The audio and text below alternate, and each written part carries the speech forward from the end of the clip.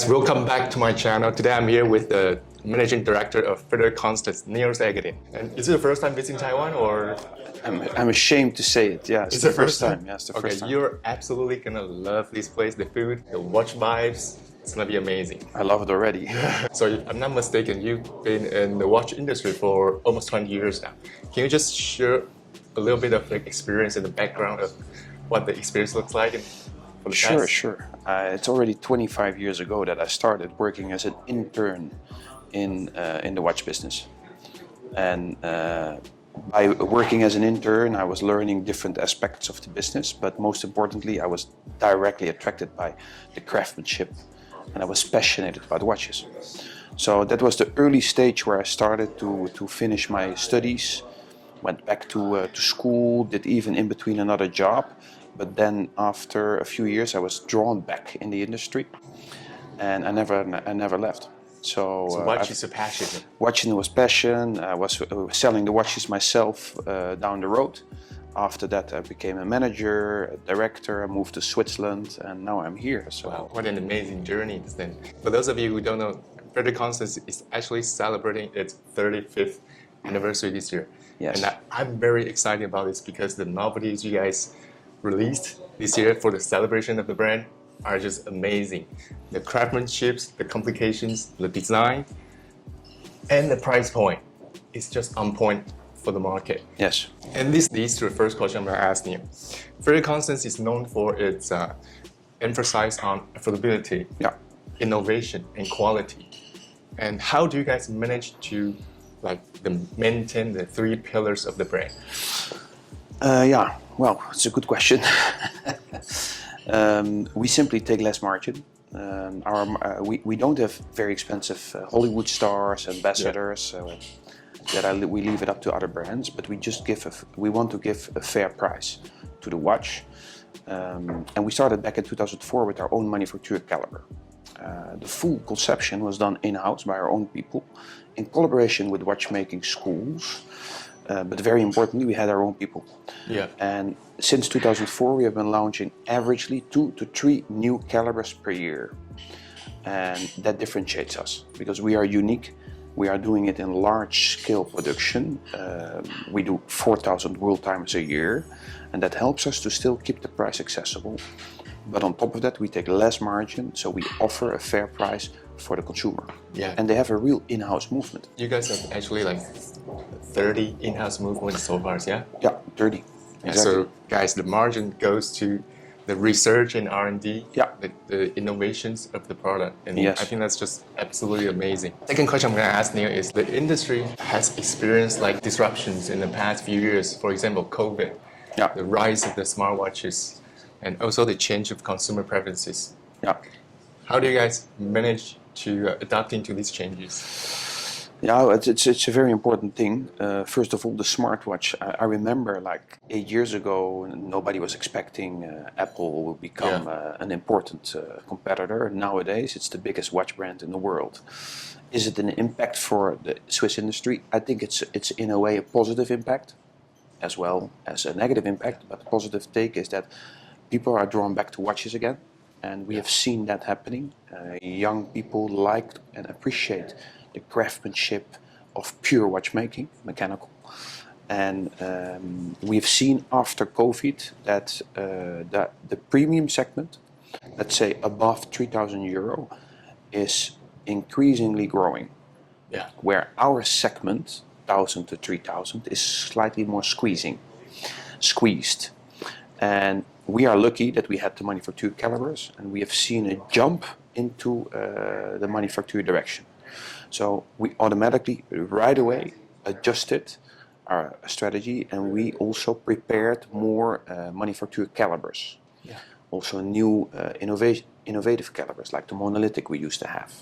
So that helped us to tap into a growing segment, and that helps all of us to grow as a brand. So I'm very happy we could have that flexibility to adapt. Yeah, I can tell that from this year's novelties, like the tourbillons, the world timer. Like I said, the price point is just on point for the market. People could afford to buy these complications at a decent price. Yeah. Especially the retail prices for all the big brands are rising nowadays. Yeah. With very constant maintaining its price point at its niche level, I think it's definitely going to help the brand growth in the future. And a beautiful tourbillon for just below 15,000 euro. Right? And yeah, the novelties. Can you share with us a little bit more insight of this year's tourbillon? I know it's 39 millimeters, and what is so special about it? Well, I think the specialty of this watch, so we have been pushing for 3-4 years the High Life collection. High Life is an integrated bracelet design that we didn't have. We were very classical as a brand. And the High Life is more the sport chic, charismatic watch. So we turned back this year to manufacture classics. So we have redesigned the case into a 39 millimeter case. It's relatively flat. It's still a classical case. It hosts a tourbillon. It's a very clean design dial with applied indexes and a very open aperture on 6 o'clock where you can see the heart beating of the tourbillon. The tourbillon is using silicium components, but it's less friction, less wear, so more durable and more precise. And I would say just below 15,000 euro, a limited edition. It's unique in its class.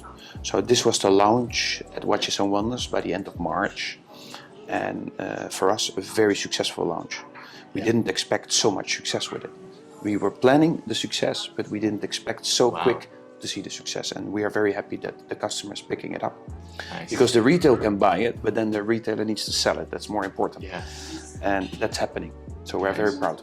Nice. I'm very excited to have this in my store. And we have a blue version, we have a silver dial, both stainless steel, just below 15,000. We have very unique platinum. Platinum is to emphasize 35 years anniversary of the brand. They're 35 pieces limited with the meteorite dial, but they're fully hand decorated by the watchmakers. Very unique. And then we have one gold version, just around 25,000 euro. What is 150 pieces limited edition. Have you realized that it's kind of like a trend for watch brands to shrink its models nowadays? The size. The size, yeah. The case size. You see Audemars Piguet, Rolex, very constant. You guys are making probably the slimmer case style, isn't it? Yeah. We used to have in the manufacturer calibers, we used to have 42 millimeter, but we clearly have seen the trend that it goes to more 39 and 40. In some extent, we see even trends going to 37. We made it possible to put it into a 39. And if you look to the competition, there are not many brands who are doing below 40 millimeter case with a tourbillon. So that made us also pretty unique in how we have been positioned in this. And lastly, I want to ask you is that I was reading an interview, interview by a naked watchmaker. Yeah. Okay. And one of the questions they asked was, how do you see the overall watch industry in general in the next 10 to 20 years? If you emphasize on retailers itself, for me, we would, as a retailer, we would like to, because we are our own brand. From my perspective, we want to be more on social. We want to be more active online. What advice would you give to multi-brand stores like me to operate, or a way to grow in the future? What advice do you give us? Definitely make your own brand big. I mean, you're right. For me, how I see it, and I'm not always right, don't worry. Very often I'm also wrong. But you have a brand. And I think if you focus to really have that customer experience to a higher level, because the customer wants to feel a customer, no matter what. He can buy his watch everywhere, except if he wants to have a specific watch, it's more particular. But basically he can spend his money everywhere. He wants to spend it where he has an experience. And that experience is unique. And I think that starts from digital attraction, education, to have him in your store and to let him feel unique. I think that's where you can differentiate yourself, and that's where the future customer will decide to come back. Focus more on probably after service or the buying experience. in-store vibes. Yeah. And that's something you can't experience from online purchasing. No, absolutely. Yeah. You're right. So thank you for your advice. Well, thank you for your time today. Thank you for hosting me. No problem. And I hope you enjoy your time in Taiwan. I will. Okay, that's a wrap. Thank you for watching today, guys. Thank you.